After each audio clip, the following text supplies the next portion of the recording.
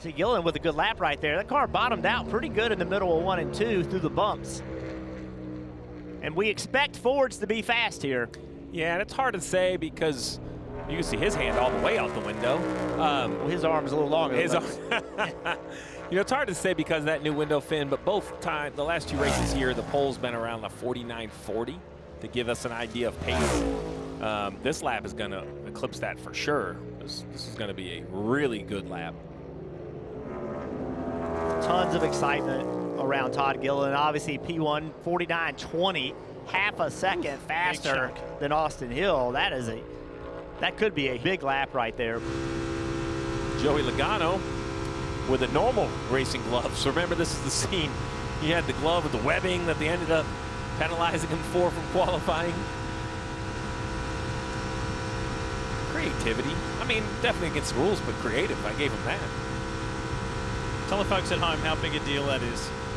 Just placing your hand there. I mean, do you use the driving down the highway, sticking your hand out the window analogy? Yeah, exactly. And why are they doing it? The reason they're doing it is they're trying to redirect the air to get it off of that spoiler, because the spoiler on the back of the car creates so much drag. And although putting your hand out the window creates drag, it's not as much drag as if that air can be directed around the car. Well, and this man here from Front Row Motorsports, Michael McDowell, who has also won here, he's telling himself the same thing as Austin Dillon. I know I can do it. I've just got to do it tomorrow night to get us in the playoffs. And look at that lap time so far. It is green in the bottom right-hand corner. Michael McDowell goes to the top.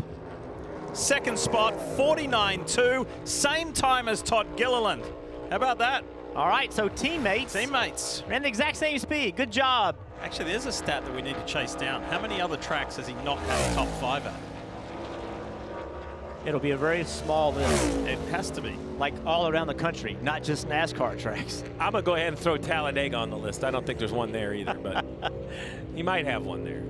Yeah, really good lap. He's 4th. A big blow to this team, this point penalty. And just to circle back, that engine at Bristol after the win wasn't torn down by NASCAR because it was a fresh engine, still had miles on it, so they seal it. He raced it then to a 4th place at Darlington in the spring. At that point, it was mileaged out. That's when it should have been inspected. Miscommunication or something internal in the Toyota camp. I don't want to speculate, but either way, the engine went back to Costa Mesa, rebuilt, and not until it was returned to their North Carolina facility did they realize we have misstepped here. They let NASCAR know, and that's why it was this week that we found out about this penalty. And if you wonder why there's a sealed engine rule, it's simply a cost savings, right? There's you know, these teams can run these engines up to 3 races, and that's a massive savings in money, and it doesn't affect competition on track whatsoever. So anywhere you can save some money, Steve, for the teams, and it not hurt competition, that's a great thing to do. That's why you have that sealed engine rule, trying to run engines more than one race.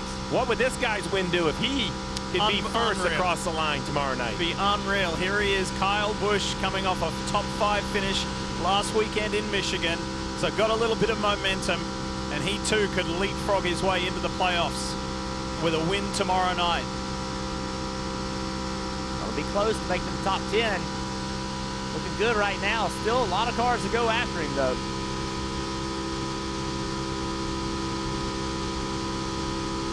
It was green when he came to the line, and Busch just slides in to that provisional 10th spot. I think last week was big for this team. They were not running well. We're not finishing well, rather. And it was starting to go the wrong way, Steve. Yeah. And you know, they've had that problem before where they get in the summer and they just don't have the speed. Having a good week last week and what could be a good night tomorrow night, I think is positive energy for this team, and they need it. Byron pushes his way into the top 10, pushes Kyle Busch out. It's always fun to watch the battle within a team. Stewart, our teammate, as you mentioned it, you just want to be the fastest, right? Unless you're on a different plan. Sometimes it's a different idea about what it's going to take to win this race tomorrow night, and that can affect the speed a great deal. But if you both have the same idea of build the fastest race car that you can, who did it best? This is so close. We're talking thousands, 8 thousandths of a second. And remember earlier, the teammates from Front Row Motorsports posted the identical speed, identical time as Josh Berry leapfrogs his teammate Chase Briscoe to go to the top. Oh my gosh. By 1,000th of a second. He destroyed him. Let's see what Ryan Preece can produce here in this battle of the teammates.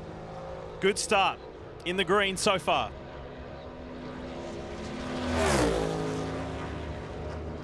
Can we talk about Stewart-Haas racing 3 of them in this final 10, and this team hasn't quit. You know, they're clearly shutting down at the end of this year, but to bring speed like this to Daytona shows you that they've not given up. They're still bringing effort. Up by a couple of hundredths of a second at the moment. Finish line in sight for Ryan Preece. Can he leapfrog his 2 teammates and go to the top to the provisional pole? You betcha he can. 49.36. So super tight margins across the 3 Stewart-Haas Fords, but Preece the best on top at the moment. As Joey got something for Ryan Preece. And with Larson's lap, we're confirmed now. We know it's going to be a blue oval front row for sure. They hold the top 3. They could sweep the top 5 if they could get all in front of Byron. But no one has run as fast as the 2 front row cars ran on their first run out. It would shock me if they can't end up on the front row with the gap they had in that first run. Yep.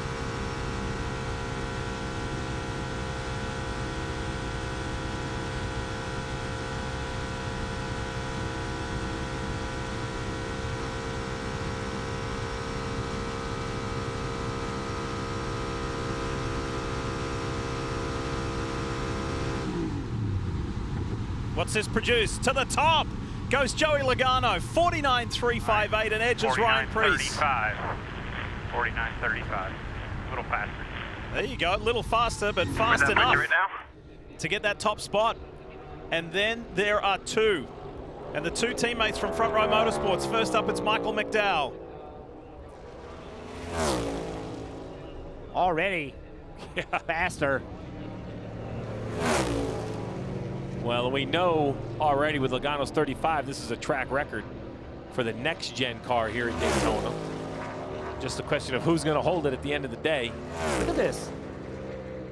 I mean, a 1/10 of a second faster halfway down the back straightaway.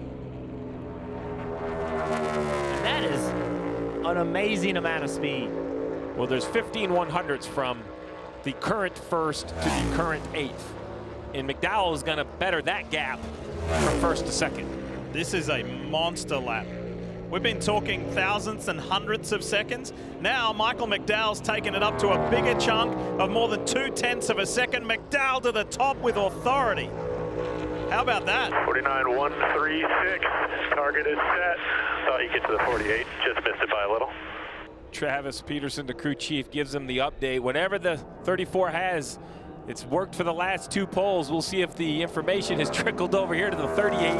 First round was impressive. 1 car left. Todd Gilliland to take the fight to his Front Row Motorsports teammate Michael McDowell.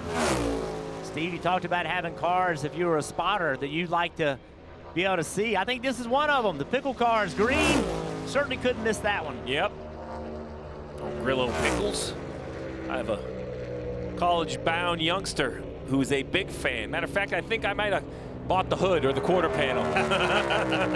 There's only 3/100ths of a second in it between the teammates, Michael McDowell and Todd Gilliland, for a Front Row Motorsports front row ownership of this Coke Zero Sugar 400 tomorrow night. 7/100ths of a second adrift. Gilliland to the line, can't quite match his teammate, but it's tight, and it is a Front Row Motorsports front row. McDowell and Gilliland dominate qualifying here in Daytona. Lots of backs to slap, and somebody just said to me that deserves a wow, what a lap. Yeah, I'm just so proud of everybody at Front Row Motorsports. To, have both cars on the front row is amazing. It's just a testament to, how hard everybody's working at Front Row. We know we got 2 shots left here. This is a big weekend for us, so to have both cars up front is really important. Hopefully we can, stay up front, control the race, and give ourselves a fighting chance to get in these playoffs. But right now, just really proud of everybody. I mean, it's hard to come down to these super speedways and sit on the pole and You know, Roush Yates engines are just crushing it right now. I think we got 6 out of the top 10 there. So really proud of everybody. It's a team effort when you come down here. Driver doesn't have a whole lot to do with it. I feel for Todd. I mean, I know he wanted his first pole so bad, and this is our 3rd this year. It'd have been nice to share the love, but really proud of the 38 team. And those guys have fought hard this year, and I know that their time's coming. But today is awesome to get this Long John Silver Ford Mustang on the pole. Hi, I'm Parker Kligerman. For more access like this from Pit Road, be sure to click and subscribe to the Motorsports on NBC YouTube channel.